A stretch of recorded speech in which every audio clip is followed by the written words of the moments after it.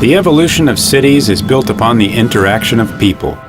People meet friends or strangers on streets, buy goods from markets, or collaborate to form enterprises. The urban-built environment is the arena where these interactions take place. One of the primary challenges of good city design is therefore to maximize interactions between people and places while minimizing friction. Contemporary cities generate volumes of data that offer unprecedented opportunities to address this challenge. These data can help us understand how the human interactions that cities facilitate can deliver social, economic, and environmental rewards. Many urban activities can be shown in numbers by counting purchases in stores, tallying traffic on streets, tracking real estate transactions, or following business location patterns.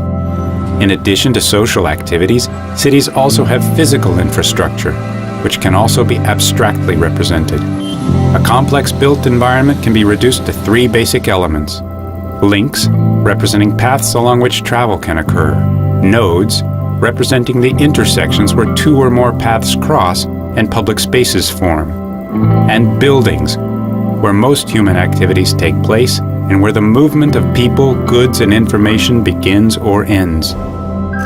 This framework allows us to describe spatial relationships between people, places, and institutions using powerful network analysis methods.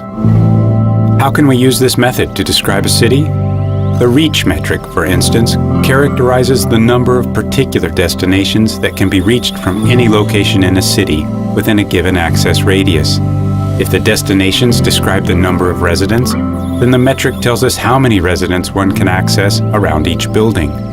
We can specify a similar measure for the number of jobs in each building, or floor areas, and perform the analysis with a different network radius, depending on what mode of travel we assume the trips to take. If we add up all these travel costs to individual destinations, then we can also determine the closeness of each location, which forms another metric. Or consider the betweenness index, which estimates how in between other locations a building is.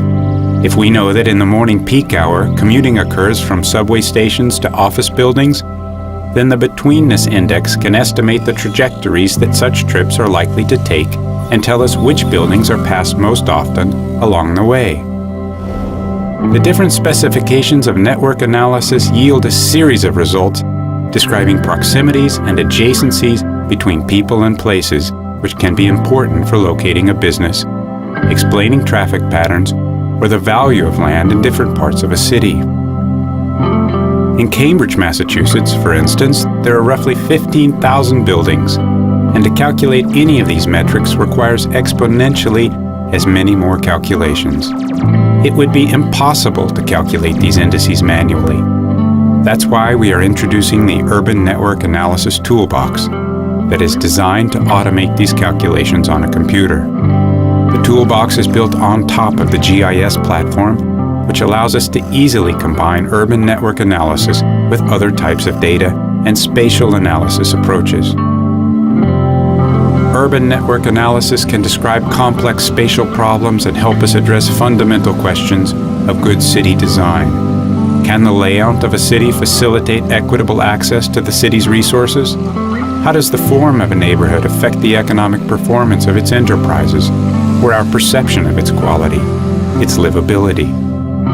Urban network analysis offers a useful framework that allows different professionals to describe dense urban environments with clarity and precision, and thereby address a critical step in developing a better understanding of how we shape our cities, and how they, in turn, shape us.